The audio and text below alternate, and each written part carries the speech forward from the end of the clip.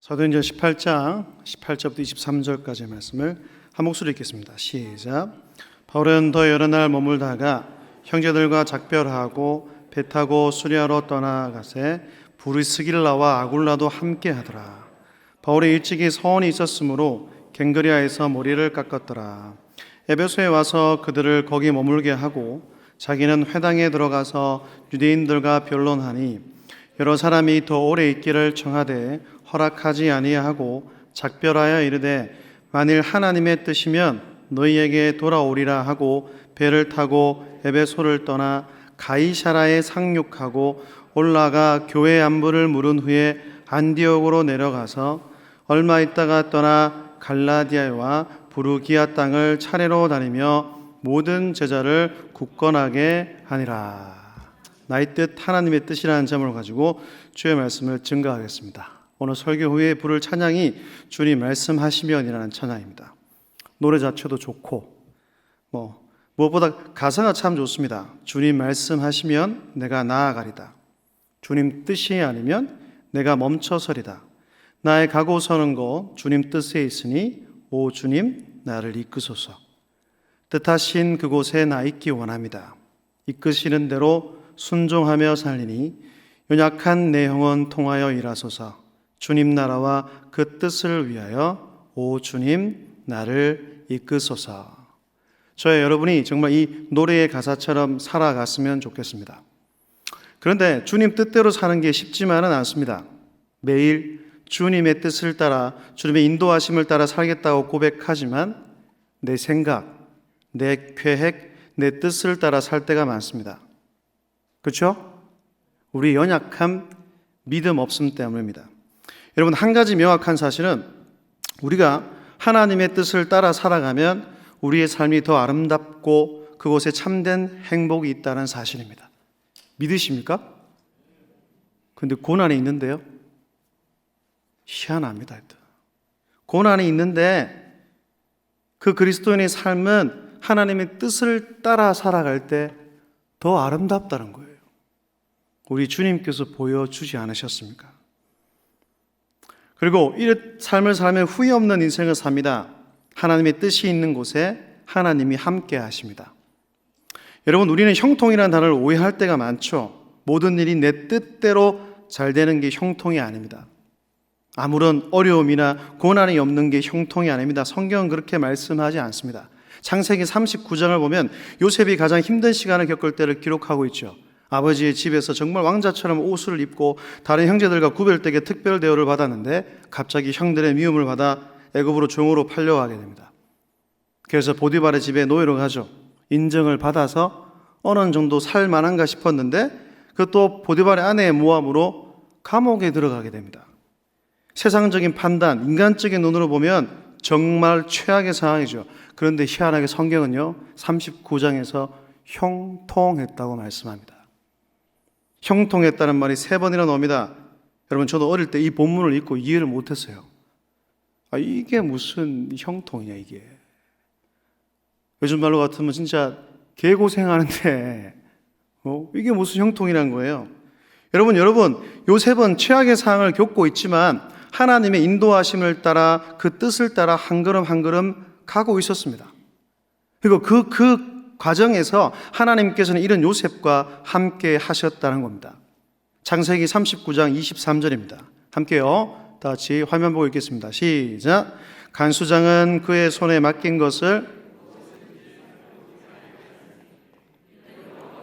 요셉과 함께 하심이라. 여호와께서 그를 범사에 형통하게 하셨더라. 아멘. 함께 하셨다는 말을 4번이나 나옵니다. 여러분, 하나님의 함께 하심이 형통입니다. 하나님의 뜻이 있는 곳에 하나님이 함께 하심을 믿으시기 바랍니다. 그런 인생은 하나님이 보시기 아름답습니다. 후회 없는 인생을 삽니다. 그리고 삶 전체를 하나님께서 책임지시고 보응하시며 선하게 인도하신다는 겁니다. 오늘 본문에서도 그런 삶을 살았던 한 사람을 봅니다. 바로 사도 바울이죠. 오늘 우리가 읽은 단락은 바울이 2차 선교여행을 끝낸 후에 이제 복귀하는 과정을 짤막하게 다루고 있습니다. 원래 파송받았던 곳, 그러니까 수리아 안디옥으로 돌아가야 하는데 정들었던 고린도를 떠나야만 합니다. 처음은 어떻습니까? 굉장히 고린도에서의 사역이 만만치 않고 쉽지 않았다는 거죠. 하지만 하나님의 그 은혜로 성령의 역사로 고린도에서 1년 6개월 동안 기쁨으로 풍성한 사역을 감당했습니다. 이거 무엇보다 브리스길라와 아굴라라는 충성된 동력자도 그곳에서 만났다는 얘기예요. 저도 소원 중에 하나가 앞으로 어떤 목회를 할지 모르겠지만 이런 충성된 일꾼을 많이 만났으면 좋겠습니다.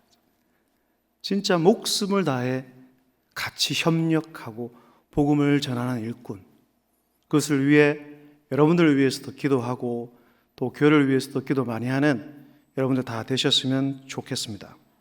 이런 아쉬움을 뒤로 한 채 이제 고린도에서의 사역을 마치고 파송받았던 곳으로 돌아가려고 합니다. 그런데 수리아 안디옥까지는 거리가 멀어서 한 번에 갈 수가 없습니다. 그래서 중간에 어느 지역을 거쳐 경유해야 하는데 그 돌아가는 여정에 에베소라는 곳에 잠깐 머물게 됐다는 얘기죠. 이곳은 지금의 터키 쪽으로 그 당시 교역과 교통의 중심지였으며 소아시아 가운데의 가장 큰 도시, 또 아뎀이라는 신전이 있는 우상이 가득한 도시였습니다. 이 에베소에서 머무는 동안 바울은 회당에서 유대인들에게 복음을 전했습니다. 그의 복음의 열정은 참으로 대단했습니다. 여러분, 바로 앞지역인 고린도에서 어떤 일이 있었습니까? 바울은 복음을 전하다가 유대인 대적자들을 만났어요.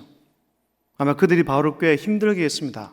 마음이 굉장히 좌절했던 모양입니다. 그래서 너무 힘들었던 바울은 이렇게 말하죠. 이후로는 이방인에게로 가리라 하면서 스스로 굳게 다짐합니다. 앞으로 자기 동족에게는 복음을 전하지 않겠다고 결심한 거죠. 그런데 바울은 얼마 지나지 않아 스스로 세운 결심, 자신이 세운 원칙을 깨고 에베소에서 유대인들에게 복음을 전했습니다. 여러분, 이것은 바울이 얼마나 자기 동족을 사랑하고 무엇보다 영혼을 향한 열정과 갈망이 있는지를 보여주는 것입니다. 하나님을 철저히 배반하고 예수 그리스도의 복음을 거절하는 그들이지만 그래도 그들을 향해 끊임없는 연민과 애통함이 바울에게 있었다는 얘기예요. 우리에게도 이런 복음에 대한 열망과 갈망이 넘쳐나기를 소원합니다. 우리가 성경을 통해서 알다시피 그의 전도 여행은 참 힘들었습니다. 전도 여행 도중에 수많은 어려움과 고난이 있었죠. 여러분, 옥에 갇혔습니다. 매도 수없이 맞았습니다. 죽을 뻔했습니다. 강의 위험, 강도의 위험, 동족의 위험, 이방인의 위험, 신의 위험, 광야의 위험, 바다의 위험, 온갖 위험들을 감수해냈죠. 이 모든 고난이 얼마나 심했으면 바울은 고린도후서 1장 8절에서 이렇게 고백합니다. 힘에 겹도록 심한 고난을 당하여 살 소망까지 끊어지고, 바울은 이런 어려움과 고난 가운데서 저도 전도 여행을 포기하지 않았습니다. 아니, 오히려 더 담대하게 새로운 여행지로 가서 복음을 전했습니다. 그것이 하나님의 뜻이었기 때문입니다. 그러면 바울이 중도에 포기하지 않고 오히려 더 담대하게 복음을 전할 수 있었던 이유는 과연 무엇일까요? 여러 가지 이유가 있지만 두 가지 말씀드리면, 그 첫 번째는 부르심에 대한 확실한 소명의식이 있었기 때문입니다. 여러분, 사도행전 9장 15절에 보면 하나님께서 바울을 부르신 목적에 대해서 분명하게 밝히고 있죠. 함께 읽겠습니다. 시작. 주께서 이르시되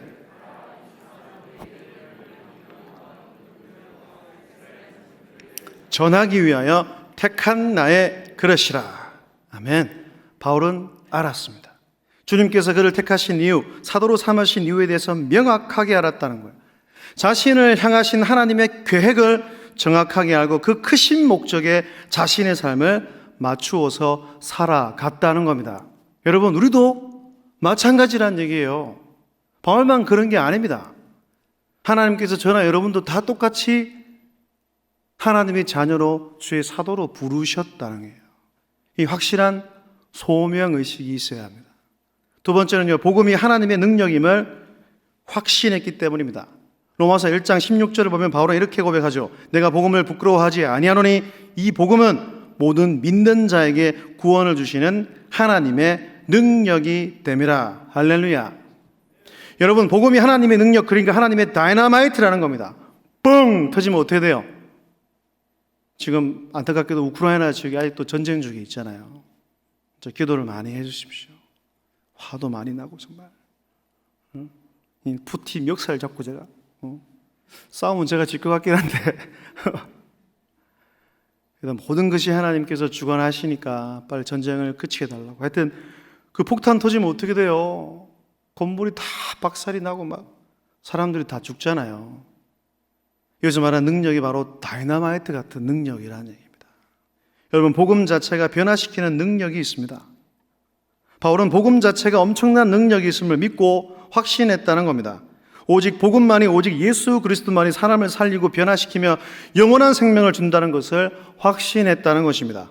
오늘 이 자리에 나오신 여러분도 오직 복음만이, 오직 그리스도만이 사람을 살리고 모든 것을 변화시키며 영원한 생명에 이르게 한다는 사실을 확신할 수 있기를 바랍니다. 그렇지 않아요? 내가 먼저 믿어야 되잖아요. 그분이 나의 소망, 나의 갈망을 해결하고 채워줄 수 있는 유일한 한 분. 그걸 믿지 않는데 어떻게 세상에 나아가서 믿지 않는 사람들 복음을 전가할 수 있겠습니까? 어쨌든 에베소에서의 이 잠깐의 전도 사역은 참 괜찮았습니다. 반응도 좋았고 열매도 있었습니다. 그리고 많은 사람이 에베소에 더 머물기를 원했습니다. 사실 바울도 이곳에 더 있고 싶었을 거예요. 그렇잖아요. 사람들이 좋아해 주는 거예요. 어떤 대화할 때도 마찬가지이지 않습니까? 대화가 안 되는 사람은 다 똑같잖아요. 그만하고 싶은데 계속 말하는 사람 힘들거든요. 그런데 그렇지 않는 분들이 있어요. 와, 이 대화가 너무 잘 통한다. 마찬가지예요. 바로 앞전에 고린도에서는 너무 힘들었어요. 근데 에베소로 딱 격려해서 가는 지역에 오니까 아니 유대인들에게도 대적을 하지 않아요. 열매도 막 생겨나요. 그거 사람들이 좋아해줘요. 더 있어달라고 부탁해요. 더 있고 싶죠. 그렇지만 바울은 그런 인간적인 만류에 연연하지 않았습니다. 주저하지 않고 그것을 떠납니다. 물론 정확한 이유는 알 수 없지만 주석을 찾아보면 6월절이 다가왔기 때문에 빨리 가야 된다. 또 두 번째는 선교 파송 보고를 해야 돼서 빨리 가야 된다는 건데 정확하게 모르겠습니다. 하여튼 더 머물기를 원하는 에베소 사람의 요청을 단호히 뿌리치고 서둘러 그것을 떠났습니다. 작별 인사를 나누면서 이렇게 말하죠. 본문 21절입니다. 21조 함께 읽겠습니다. 시작. 작별하여 이르되 배를 타고 에베소를 떠나 바울은 그들의 정중한 요청을 끊어내면서 그가 한 말은 하나님의 뜻이면 다시 돌아오겠습니다. 만일 하나님이 허락하시면 다시 돌아오겠습니다. 여러분, 실제로 바울은 3차 전도 여행을 행할 때 에베소를 다시 방문하여 그 지역을 중심으로 3년 정도 사역을 감당하게 됩니다. 그리고는 서둘러 가이사라로 그리고 다시 수리아 안디옥으로 가게 되죠. 여러분, 오늘 본문이 우리에게 주는 메시지가 무엇일까요? 만일 하나님의 뜻이라면 오늘 본문에서 가장 중요한 키워드라고 생각합니다.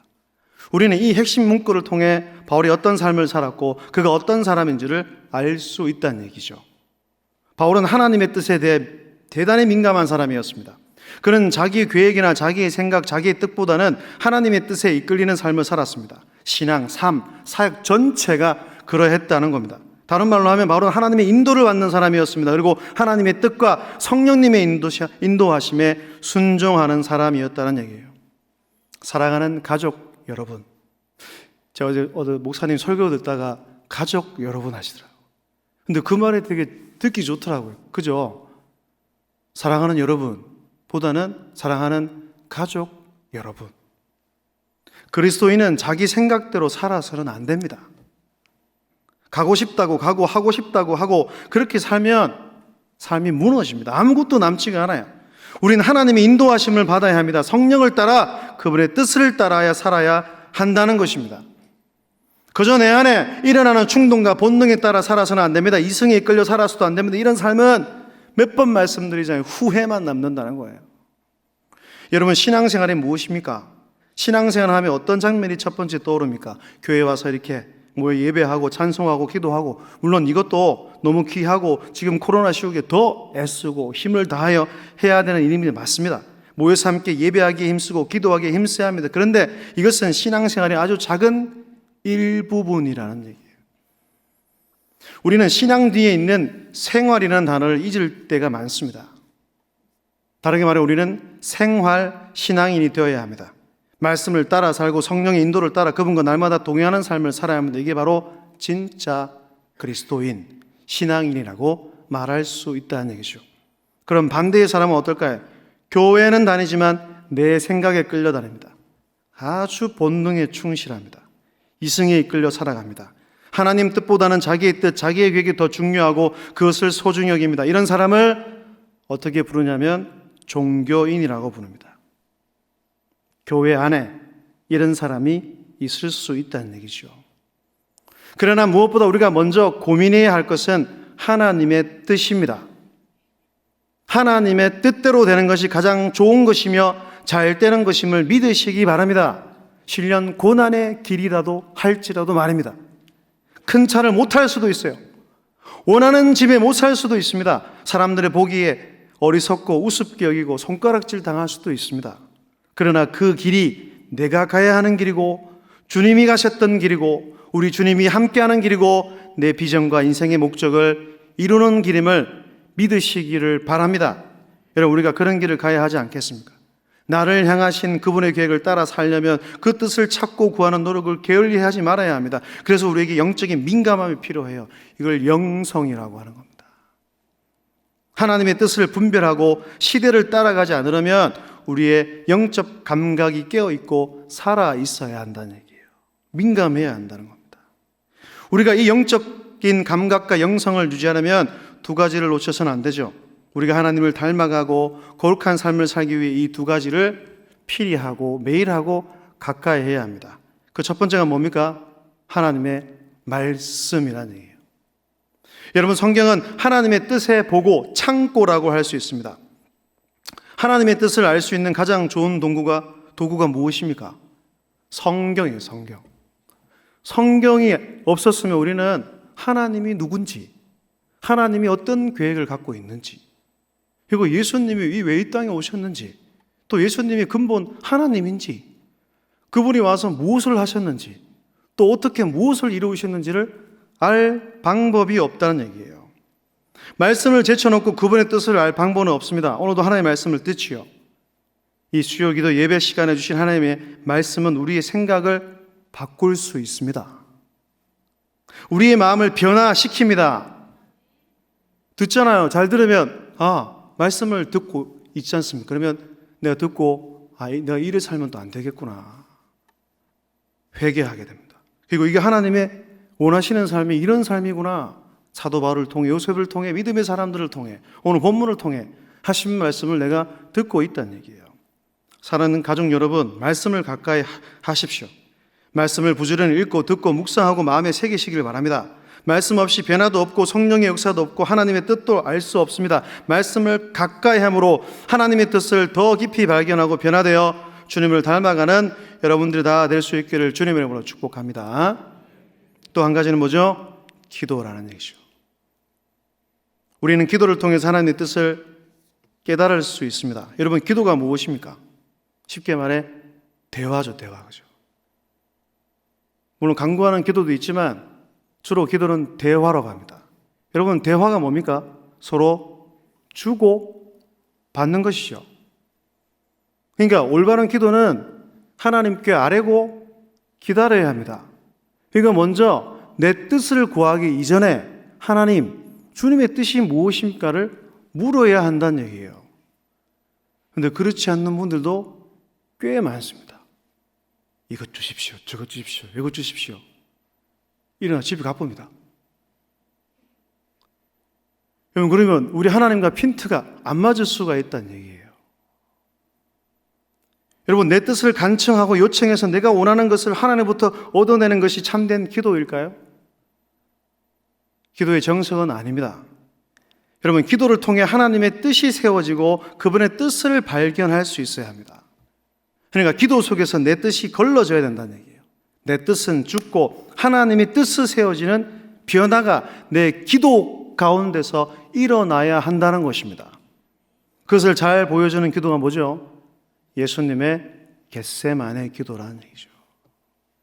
이 기도가 어찌 보면 정말로 기도의 정석이라고 말할 수 있을 것 같습니다. 마태복음 26장 39절입니다. 39절 함께 읽겠습니다. 시작.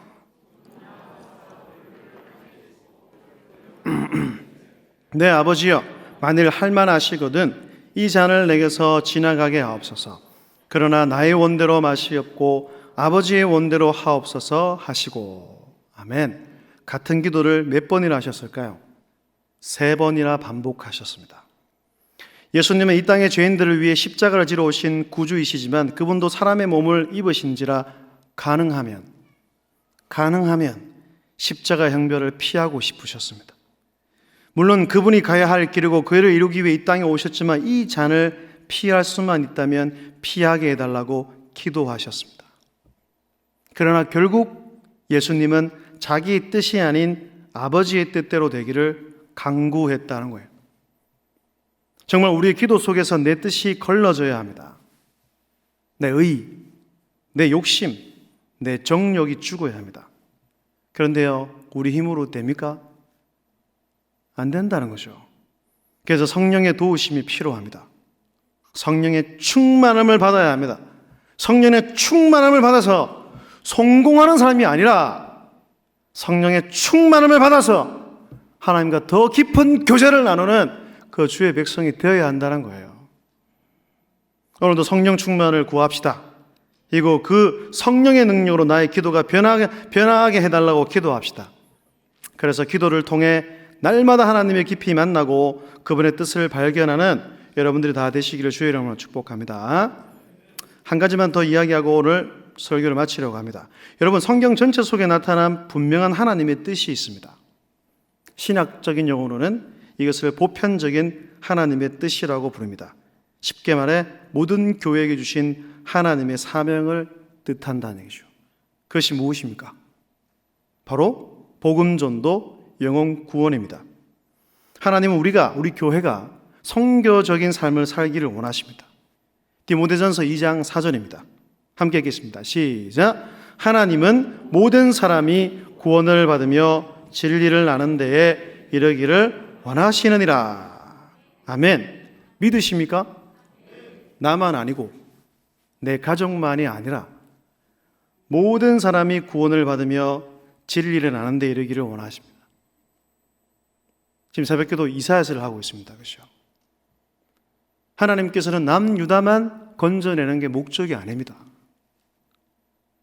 먼저 그를 선택하셨으니까 포로 기간 가운데 깨닫게 하시고 또 잡혀갔지만 연수를 다 채우고 돌아오게 하시지만 결국 그 회복된 이스라엘 그 교회를 통하여 열방이 우리 주님께 하나님께로 돌아오기를 원하시는 것이 하나님의 뜻이라는 거예요. 하나님이 이 땅의 모든 사람이 예수님을 알고 예수님을 믿고 구원받기를 원하십니다. 이것이 하나님의 가장 큰 목적이고 뜻입니다. 창세기부터 쭉 이어오는 구속사 흐름이라는 얘기예요. 그런데 이를 먼저 믿은 우리들, 이 교회를 통해서 하기를 원하신다는 겁니다. 여러분, 바울이 고린도에서 전한 말씀의 주제가 무엇이었습니까? 바울이 전한 말씀의 주제는 너무나 심플했어요. 그런데요, 정말 간단하지만 그 단어가 아주 강력한 하나님의 말씀이었다는 겁니다. 그것이 뭡니까? 바울은 예수는 그리스도라고 증언하고 전했다는 겁니다. 예수는 그리스도라는 거예요. 18장 5절을 보세요. 실라와 디모데가 마게도냐로부터 내려오매 바울이 하나님의 말씀에 붙잡혀 그때 성령께서 강건해서 말씀을 통해서 그를 붙잡아 주시고 유대인들에게 뭐예요? 예수는 그리스도라 밝히 증언하니, 이것이 그가 전한 주제였고 전부였습니다. 사랑하는 가족 여러분, 예수 그리스도가 여러분의 전부가 맞습니까? 맞습니까? 그분이 우리를 변화시키고 우리를 구원하신 분이 맞습니까? 바울이 전한 복음은 다른 게 아닙니다. 예수는 그리스도라는 예수. 그게 전부였다는 얘기예요. 여러분, 우리가 해야 할 일, 우리의 책임은 예수가 그리스도라는 사실을 전하는 거예요. 내 입술을 통해, 내 손발을 통해, 내 삶을 통해, 변화된 나의 모습을 통해 예수님만이 구원자, 그분이 메시아, 그분이 그리스도라고 전해야 한다는 것입니다. 구원을 받거나 멸망을 당하는 것은 우리의 책임이 아닙니다. 구원은 우리의 손에 있는 것이 아니라 하나님 손에 달려 있기 때문입니다. 단지 우리는 그분의 도구가 되어 죽어가는 영혼들, 잃어버린 영혼들에게 복음을 전하기만 하면 되는 것입니다.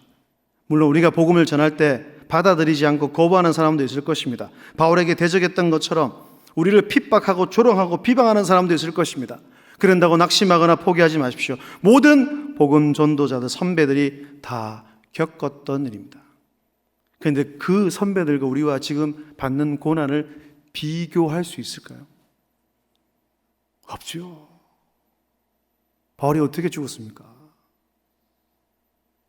사도 요한 빼고 모든 제자들이 어떤 결말을 맞았습니까? 근데 그들이 그렇게 했다는 얘기예요. 여러분, 그런 가운데서도 하나님이 우리와 함께 하신다는 사실을 믿으시기 바랍니다. 그리고 우리를 통해 구원받는 사람을 하나님께로 부르신다는 사실도 잊지 마십시오. 구원의 열매를 반드시 맺게 하신다는 것입니다. 지쳐있고 좌절한 바울을 격려하시는 하나님의 말씀을 보십시오. 사도행전 18장 10절입니다. 함께 읽겠습니다. 시작. 내가 너와 함께 있음에 어떤 사람도 너를 대적하여 해롭게 할 자가 없을 것이니 이는 이 성중에 내 백성이 많음이라 하시더라. 아멘. 우리 주님은 오늘도 동일한 우리를 격려하십니다. 내가 너와 함께 하겠다. 어떤 사람도 너를 대적하여 해칠 자가 없게 하겠다. 나의 택한 백성이 네가 생각하는 것보다 훨씬 더 많다. 너는 두려워하지 말고 침묵하지 말고 담대하게 복음을, 예수가 그리스도이심을, 참된 구원자 되심을 사람들에게 증거해라. 이 약속의 말씀을 믿으십시오. 주님께서 오늘 우리에게 말씀하십니다. 이 김해 땅에 이곳에 내 외동에 내 백성이 많다라고 말입니다. 매일 전도들을 하고 있습니다. 이런저런 말들도 있을 수 있겠죠. 그렇죠? 그런데 사도행전의 주제는 물론 성령의 역사지만 그곳에는 주의 복음의 사역이 빼뜨릴 수가 없습니다. 김해 땅, 내외동에 하나님께서 예배해 놓으신 신자들이 많다는 겁니다. 그 많은 영혼을 누구를 통해 건져내기를 원하실까요? 바로 먼저 믿은 우리들입니다. 아직까지 동참하지 않은 분들 계시다면 시간을 내어서, 특별히 운전할 분들이 없습니다. 화요일 날 제가 2번 갔다 왔는데 설교 막 준비하다가 신호다.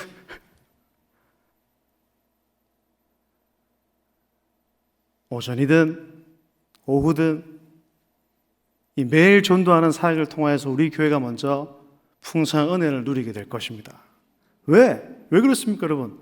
하나님이 가장 성경을 통해서 명확하게 말씀하고 있는 뜻이잖아요. 그 뜻을 지금 누가 하려고 합니까? 우리 교회가, 여러분들이 그걸 하는데 하나님께서 가만히 지켜만 보시겠습니까? 우리 교회 여러분의 가정, 직장 든든하게 하나님께서 세워 가실 것입니다. 그러니까 무엇보다 우리가 전하는 주의 복음, 차 한 잔이지만 사랑을 담고 정성을 담아 행할 때 하나님께서 영생 주시기로 작정한 자들을 우리 교회를 통해 오게 하시고 그 영혼이 살아나 하나님의 자녀가 되는, 구원을 얻는 그 놀라운 축복을 얻게 해 주실 것입니다. 이 사역을 멈추지 않았으면 좋겠고, 이거 하나님께서 건강하게 보시는 교회는 전도하는 교회입니다. 같이 동참하는 모든 주의 백성들이 다 되시기를 주님의 이름으로 축복합니다.